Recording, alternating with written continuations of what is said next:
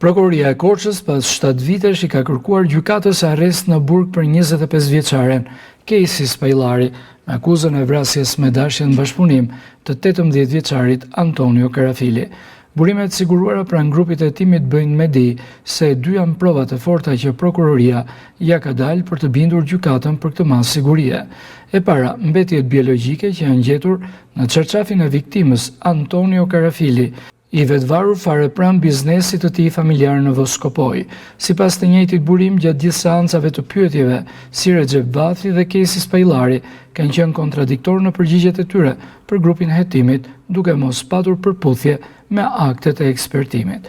Prokuroria nuk ka një pjesë që i ka çuar në vrasjen e 18 vjeçarit Antonio Karafili, 64 vjeçarin Recep Vathi dhe 18 vjeçarin Kejsi Spajllari, moshë të cilën kam patur në vitin 2018, ashtu siç nuk ka prova të mjaftueshme për lidhjen e Vathit me Spajllarin.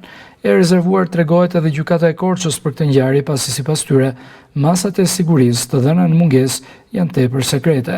Gjatë gjithë këtyre viteve, nëna e 18 vjeçarit Antonio Karafili ka akuzuar për ngjarjen 25 vjeçarin Kejsi Spajllari, ndërkohë që dhe nëna e të dyshuarës për vrasje ka pranuar se mes 18 vjeçarëve të atyre viteve ka patur një lidhje.